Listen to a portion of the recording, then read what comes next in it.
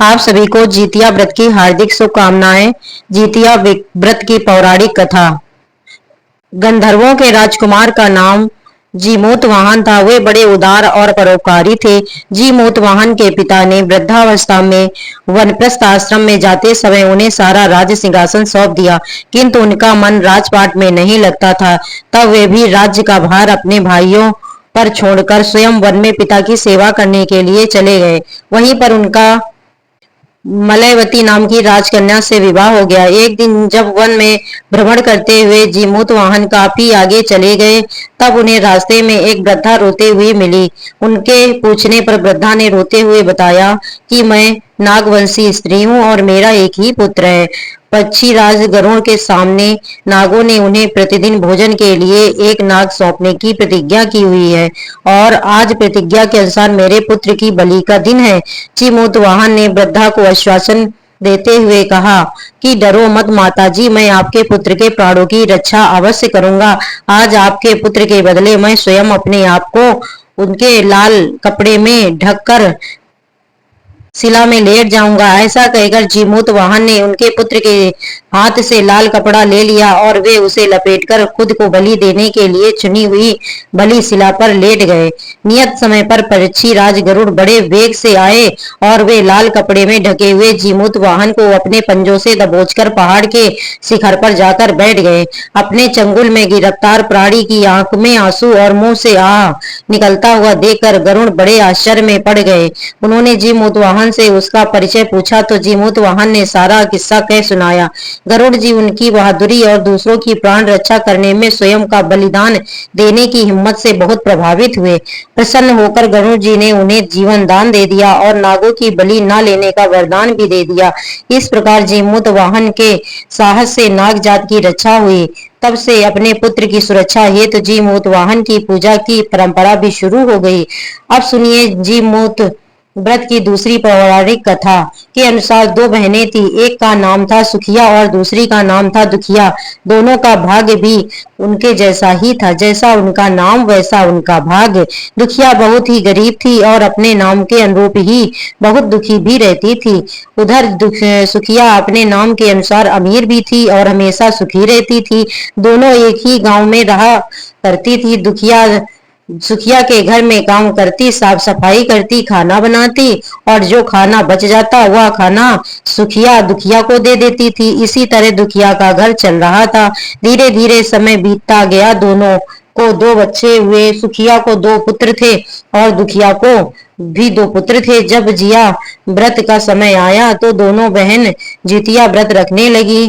दुखिया सुखिया के घर में काम करती थी। व्रत के दिन दुखिया ने सुखिया के घर जो चावल फटका उससे जो खुर्दी निकली वह अपने लिए रख ली और साफ चावल सुखिया को दे दिए। फिर साग को चुना, पत्तियों को डंठल से अलग किया, बढ़िया वाला साग सुखिया के लिए रख दिया और जो खराब साग था वो अपने लिए रख लिया। सुखिया के घर का सारा काम करके अपने घर चावल की खुर्दी और साग का डंठल लेकर चली गई। खुर्दी का चावल और साग की डंठल बनाकर वह खाना बनाकर अपने बच्चों को खिलाने लगी और खुद भी खाने लगी। उसके बाद दुखिया सोने चली गई। आधी रात को एक बूढ़ी औरत ने उसके घर का दरवाजा खटखटाया तो दुखिया ने घर के अंदर से पूछा, कौन है? तो बुढ़िया बोली, बेटा हम हैं। दुखिया ने उठकर फाटक खोला और पूछा, अम्मा आपको क्या चाहिए? इतनी रात में आप यहाँ किस लिए आई हो? तो बुढ़िया कहने लगी, बेटा मुझे बहुत भूख लगी है, कुछ खाने को दे दो। तो दुखिया को उस पर दया आ गई। उसे अपने घर के अंदर ले आई और कहने लगी, माँ जी हम लोग बहुत गरीब हैं और आज मैंने जो खुर्दी का चावल और साग का डंठल बनाया है क्या आप खाएंगी? तो बुढ़िया कहने लगी, हाँ क्यों नहीं खाऊंगी, हमें तो बहुत जोर से भूख लगी है, मैं तो वही खा लूंगी, तुम जल्दी से खाना लेकर आओ। दुखिया घर के अंदर जाकर खुर्दी का चावल और साग का डंठल लेकर आई और बुढ़िया को खाने के लिए दे दिया। बुढ़िया ने खाना खाने के बाद कहा कि मुझे अच्छे से कुछ दिखाई नहीं देता, बेटी अब इतनी रात के अंधेरे में मैं अपने घर कैसे जाऊंगी? तो दुखिया कहने लगी, माँ जी कोई बात नहीं, आप यहीं पर सो जाइए, सुबह हो जाए तो अपने घर चले जाना। तब वह बूढ़ी दुखिया के घर में ही सो गई। थोड़ी देर के बाद बुढ़िया उठी, फिर कहने लगी, बेटा मुझे सोच जाना है, कहाँ जाऊं? तो दुखिया कहने लगी, माँ जी घर के भीतर ही एक कोने में चली जाओ, आप उधर कोने में शीघ्र कर लो। तो बुढ़िया ने पूछा, बेटा भड़क कर करे या झड़क कर करें? दुखिया नींद में थी, कहने लगी, माँ जी भड़क कर दो, मैं सुबह साफ कर दूंगी। सोच करने के बाद बुढ़िया ने फिर पूछा, बेटा मैं अपने हाथ कहाँ साफ करूं? तो दुखिया कहने लगी, माँ जी आप मेरे सिर में अपने हाथों को साफ कर लीजिए। उधर जब सुबह हुई तो दुखिया को यह सब कुछ एक सपना जैसा लगा। उसे लगा शायद सोते समय मैंने कोई सपना देखा होगा। उसने ज्यादा कुछ नहीं सोचा और सुबह होते ही नदी में नहाने के लिए चली गई। जब वह नदी में नहाने लगी और उसने अपने बाल धोए तो उसके बालों से होता हुआ जो पानी बहा वह पानी सोने का बन गया। आसपास की सभी महिलाएं जो स्नान कर रही थी यह देखकर हैरान हो गई और कहने लगी, अरे तुम्हारे बालों में तो सोने का पानी गिर रहा है। फिर तो दुखिया को रात की सारी बात याद आ गई। वह दौड़कर अपने घर की ओर भागी, यह सोचकर कि उसका घर तो सोच से गंदा हो गया होगा तो कि रात में बूढ़ी अम्मा ने किया था। पहले तो मुझे साफ करना होगा, फिर मुझे स्नान करना चाहिए। वह भागकर जब अपने घर में गई तो उसने क्या देखा कि घर के हर कोने में ढेर सारा सोना बिखरा हुआ है। यह सब देखकर दुखिया बहुत हैरान हो और खुश हो गई और सोचने लगी, जीत मान बाबा अर्थात जी मोतवाहन की कृपा है। यह सब तो माता का रूप धारण करके मेरे घर आए और मुझे इतना भर भर कर आशीर्वाद देकर गए। इस प्रकार दुखिया अमीर हो गई और अब उसने अपनी बहन सुखिया के घर जाकर काम करना भी बंद कर दिया। उधर दुखिया जब अपना व्रत पूरा करती तो अपने पुत्र से कहने लगी कि जाओ मौसी के घर से तराजू लेकर आओ यह नापने के लिए कि यह कितना सोना होगा। बच्चा बहुत खुशी से सुखिया मौसी के घर गया और तराजू मांगने लगा। तो सुखिया ने पूछा कि तराजू में तुम्हें क्या तौलना है? तो बच्चा कहने लगा, मौसी मेरे घर में बहुत सारा सोना है, उसी को तौलने के लिए माँ ने तराजू मंगवाया है। जब सुखिया ने यह सुना तो बच्चे के कहने लगी, खाने के लिए तो तुम्हारे पास कुछ है ही नहीं और सोना तो क्यों मुझसे झूठ बोलते हो? तो बच्चा कहने लगा, नहीं मैं झूठ नहीं बोल रहा। सुखिया ने सोचा कि जब तराजू मांगा है तब कुछ न कुछ तो तौलना ही होगा, इसलिए उसने तराजू के पीछे गोंद लगा दिया और सोचा कि जो भी वह नापेगी थोड़ा सा इसमें भी चिपक जाएगा। दुखिया जब तराजू पर सोना तौलने लगी तो सोने के कुछ टुकड़े उस गोंद में चिपक गए।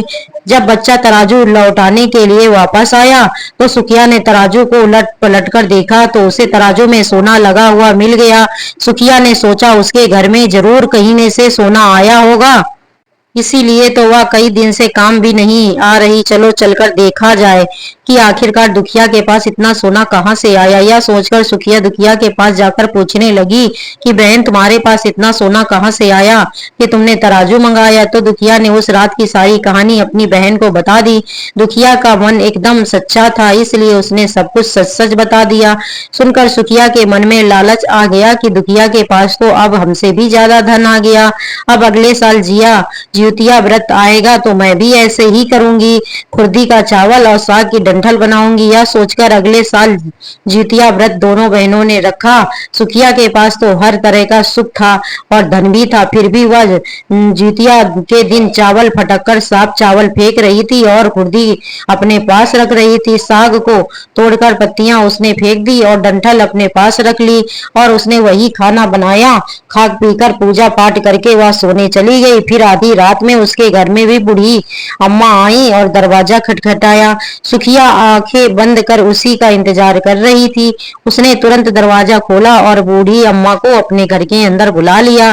थोड़ी देर बाद बुढ़िया कहने लगी, बेटी मुझे बहुत भूख लगी है, कुछ खाने को दे दो। तो सुखिया कहने लगी, माँ जी मैंने तो खुर्दी का चावल और डंठल का साग बनाया। बुढ़िया कहने लगी, कोई बात नहीं मैं खा लूंगी। सुखिया ने खाना परोसकर बुढ़िया को दे दिया और खुद सोने के लिए चली गई। तो बुढ़िया कहने लगी, बेटी अंधेरा बहुत है, मुझे दिखाई भी ठीक से नहीं देता और मैं घर नहीं जा सकती। तो सुखिया कहने लगी, कोई बात नहीं माँ जी आप यहीं सो जाओ।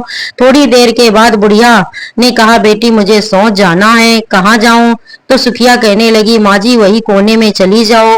थोड़ी देर के बाद बुढ़िया ने कुछ पूछा, फड़क कर करूं या छिड़क कर करूं। समय सुखिया को याद नहीं आया कि दुखिया ने क्या बोला था, तो सुखिया ने माँ से बोला, माँ जी छिड़क कर लीजिए। फिर बुढ़िया ने पूछा, बेटा अब बताओ मैं अपने हाथ कहाँ साफ करूं। सुखिया बोली, माँ जी मेरे सर में हाथ साफ कर लीजिए। बुढ़िया अपना हाथ सुखिया के सर में साफ कर देती है। जब सुखिया सुबह उठी तो उसने देखा कि उसका घर तो गंदगी से भरा हुआ है और उसके बाल में भी बहुत गंदगी लगी हुई है। यह सब देखकर सुखिया बहुत दुखी हो गई। उसे बहुत गुस्सा भी आया। गुस्सा होकर उसने अपनी बहन को बुलाया और उस पर भी गुस्सा करने लगी। तुमने मुझसे झूठ क्यों कहा, तुमने मेरा पूरा घर गंदा करवा दिया। तो दुखिया पूछने लगी, बहन तुमने क्या कहा था, छिड़क कर या भड़क कर। तो सुखिया कहने लगी, मैं तो छिड़क कर बोली। तो दुखिया कहने लगी कि बहन तुमने यह गलती कर दी, तुम्हारे पास तो सब कुछ था, किसी चीज की कोई कमी नहीं थी, फिर भी तुमने लालच किया। मेरे पास तो उस दिन कुछ भी नहीं था, इसलिए मजबूरी में मुझे उन्हें डंठल का साग और खुर्दे के चावल परोसने पड़े। तुमने तो भेष बदलकर अपने घर आए हुए भगवान का अपमान किया।